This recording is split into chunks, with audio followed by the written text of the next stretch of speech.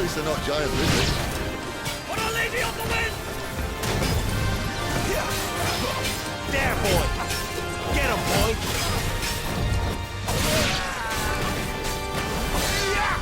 Sick him, Togo! Get him! Keep your distance, boy!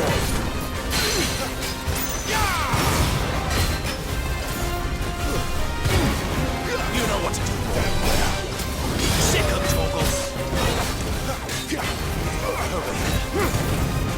There aren't a lot of major established franchises out there that are as resistant to the idea of staying still and following the status quo as Final Fantasy is. This is a franchise that reinvents itself time and time again, in more ways than one. Each game has a different setting, story, aesthetic, and set of characters, yes, but beyond that, new installments also tend to come with radically different gameplay overhauls, from the way that they structure their world and the varying emphasis they put on exploration to the core combat and progression mechanics and more. Final Fantasy XVI is no different in that regard. After years of sci-fi settings and story, FF16 takes the series back to the medieval fantasy setting.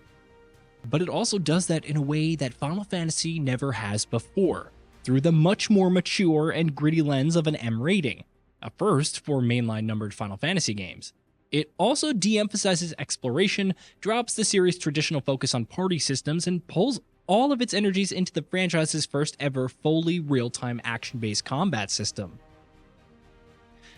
It's a very different kind of Final Fantasy game, but that's what you expect from a new installment in the series, which means it's fair to assume that when Final Fantasy XVII rolls around, whenever that happens, it will once again head into uncharted waters, or at least waters that it hasn't sailed into for a long time.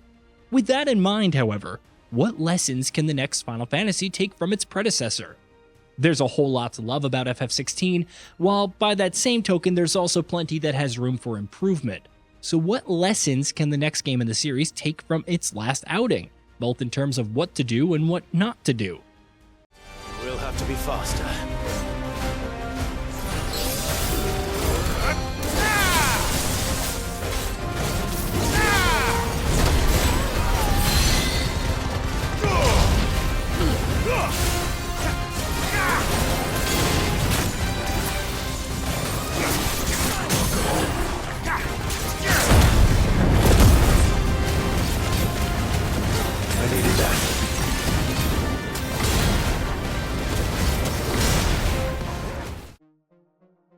That's a particularly difficult question to answer for a franchise that changes as much and as radically as Final Fantasy does.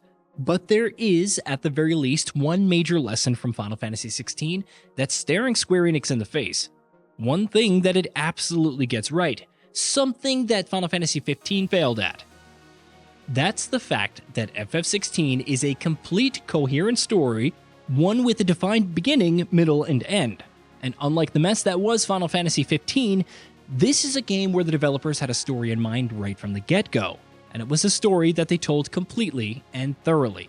There's no reliance on companion movies or animes, no bait left hanging for a direct sequel, no holes left in the story that can be filled with future expansions.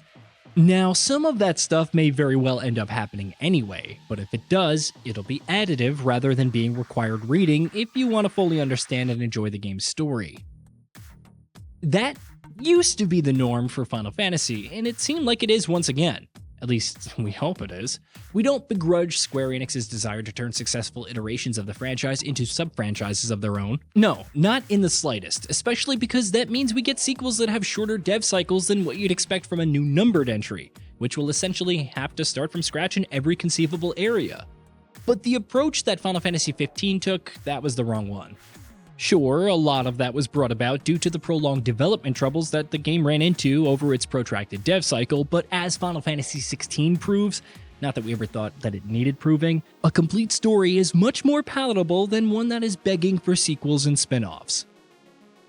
At the same time, however, there's a few elements of FF16 that we're hoping won't show up in the next series.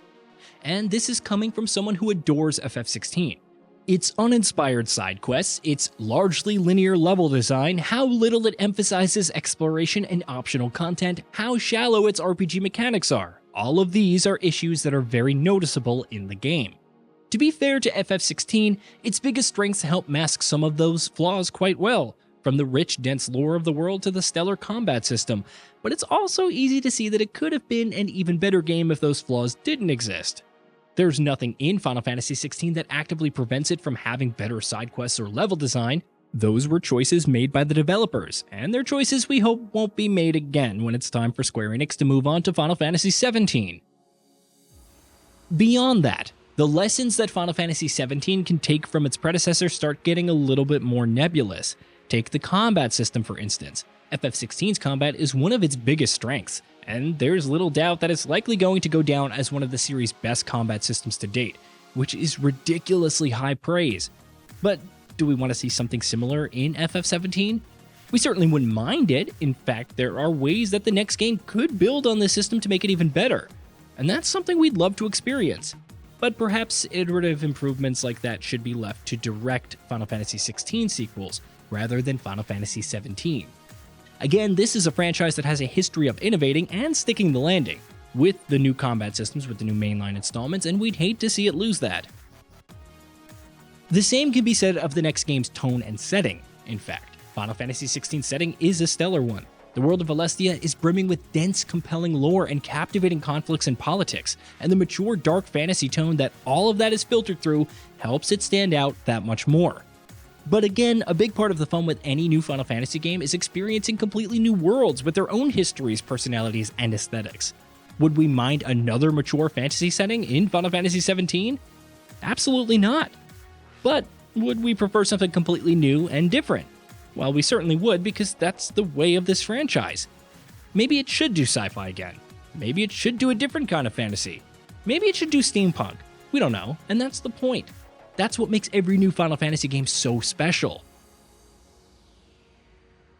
Given how much Final Fantasy has changed over the years and how many different forms it's taken, it's fair to say that there's no one direction a new game could take that would appeal to all sects of the fan base. There are fantasy Final Fantasy fans and there are sci-fi Final Fantasy fans. There are turn-based Final Fantasy fans and there are action Final Fantasy fans. There are linear Final Fantasy fans, and there are open-world Final Fantasy fans. It's impossible for Square Enix to conjure up a game that will appeal to every single one of these groups, which FF16 proves all too well. But there's plenty that FF16 does, and plenty that it doesn't do that the series can learn from as it heads into the next mainline entry, even if that's in the distant future right now. Hey, did you know that we at GamingBolt upload new videos every day? Stick around, drop a like, subscribe, and hit that bell, and let us know what kind of content you'd like to see in the future with a comment below.